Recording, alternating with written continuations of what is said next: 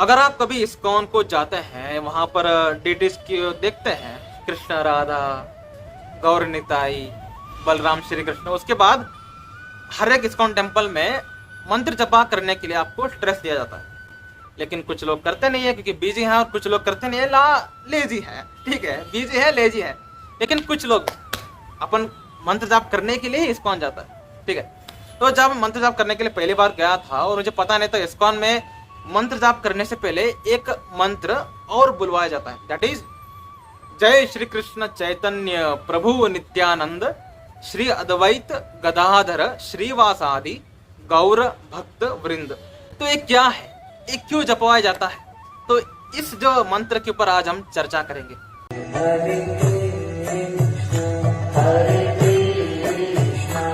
तो हम इस मंत्र को डिकोड करते हैं, जय श्री कृष्ण चैतन्य, ठीक है, एक प्रभु नित्यानंद, दूसरा श्री अद्वैत, तीसरा गदाधर, फोर्थ श्रीवासादि, श्रीवास ठाकुर।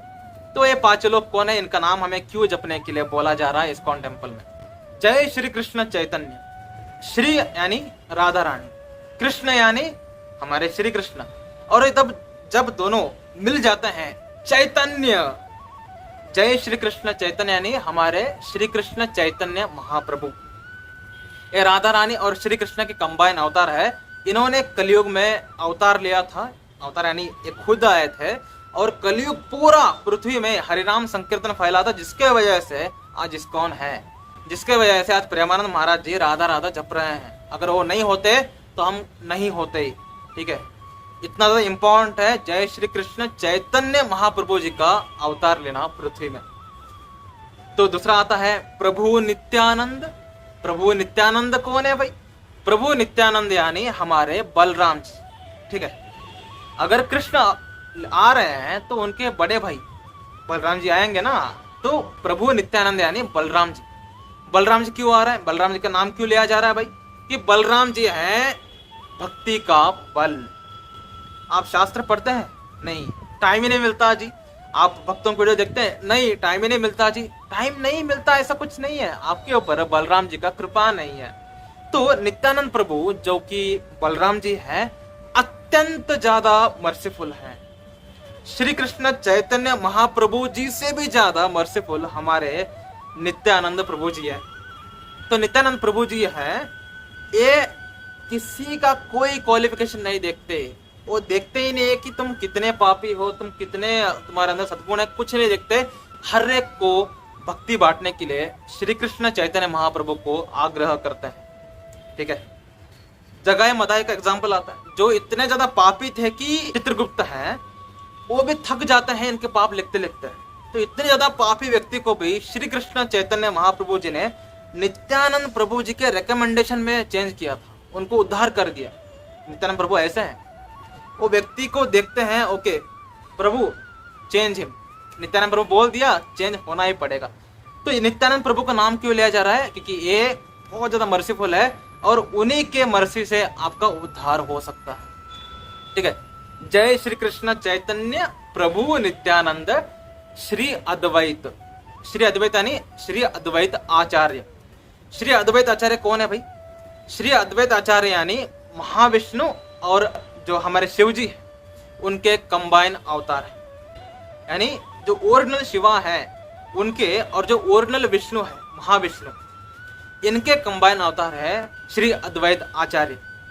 अद्वैत आचार्य क्यों हमें महत्वपूर्ण है, अद्वैत आचार्य जब देखे पूरे कलयुग में हर तरफ निराकारवाद, नास्तिकवाद इतना बढ़ चुका था कि भक्तों पर हर एक व्यक्ति अत्याचार कर रहा था, तो खुद अद्वैत आचार्य ने जोर से पुकारा था श्री कृष्ण और राधा रानी को अवतरित होने के लिए।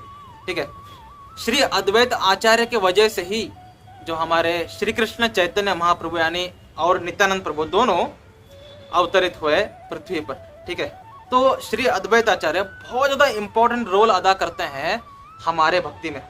सोचो, अगर श्री अद्वैत आचार्य श्री कृष्ण को, राधा रानी को, बलराम जी को पुकारते नहीं तो हमारा क्या होता आज गंदे नाले में हम कीड़ों की तरह चल रहे होते, लेकिन आज हम भक्ति में हैं, हम भक्ति कर पा रहे हैं, उन्होंने पुकारा था इसीलिए। ठीक है, उसके बाद आता है श्री अद्वैत गदाधर। गदाधर पंडित कौन है? ये हमारे श्री चैतन्य महाप्रभु के गुरु हैं, जो सिखाते हैं श्री चैतन्य महाप्रभु जी को कि राधा रानी का प्रेम कैसे किया जाता है। और गदाधर पंडित कौन है?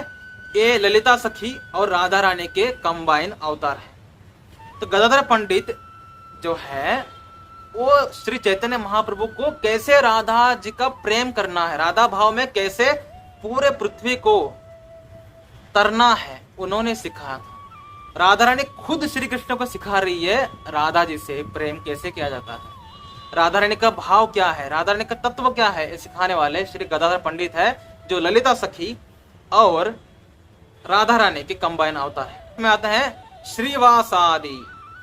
श्रीवासादि यानी श्रीवास ठाकुर, जो कि नारद जी के एक्सपांशन है। नारद जी कौन है भाई? सब जानते हैं। त्रिलोक में घूमते हैं, हर तरफ सारे के सारे दिग्गज जो हमें गुरु वेदव्यास जैसे बहुत से दिग्गज गुरु जो है उनके गुरु हैं नारद जी। कोई कॉमेडी अवतार नहीं है नारद जी। नारद जी हर एक गुरु के गुरु हैं। तो नारद जी भी गुरु हैं श्री कृष्ण चैतन्य महाप्रभु जी के। जो श्री कृष्ण चैतन्य महाप्रभु जी हैं वो नारद जी को अपने पिता समान, गुरु समान देखते हैं, क्योंकि इन्होंने भी उनके भक्ति में बहुत ज्यादा कंट्रीब्यूशन किया है। ये श्री कृष्ण जो है वो राधा रानी को समझ ही नहीं सकते, इसलिए हर एक व्यक्ति जो श्री कृष्ण नहीं समझ सकते, हमारी क्या ही औकात है राधा रानी को समझना। उतने दिव्य है राधा रानी का चरित्र, जिसके वजह से खुद राधा रानी आज गदाधर पंडित और महान गुरु नारद जी यानी श्रीवास ठाकुर उनको सिखा रहे हैं राधा भाव क्या होता है, तत्व क्या होता है। और गौर भक्त वृंद यानी गौर यानी हमारे श्री चैतन्य महाप्रभु, भक्त वृंद यानी उनके पार्षद, उनके भी कृपा हमें बेहद जरूरी है। तो जब हम हरे कृष्ण महामंत्र बोलने से पहले जय श्री कृष्ण चैतन्य प्रभु नित्यानंद श्री अद्वैत गदाधर श्रीवासादि गौर भक्त वृंद बोलते हैं, तो हम सारे के सारे चैतन्य महाप्रभु, नित्यानंद प्रभु और जितने भी भक्त वृंद है उन सबकी कृपा याचना कर रहे हैं कि हमारा जपा जो है आप तक पहुंचे। This is the science of Hare Krishna mahamantra बोलने से पहले इस्कॉन में क्यों बोला जाता है, ठीक है। उसके बाद हरे कृष्ण कृष्ण कृष्ण हरे हरे, हरे राम राम राम हरे हरे। समझ में आ गई वैल्यू? समझ में आ गई क्यों बोला जाता है? बोलो हर रोज जपा शुरू करने से पहले बोलो, आपका उद्धार कंफर्म, ठीक है।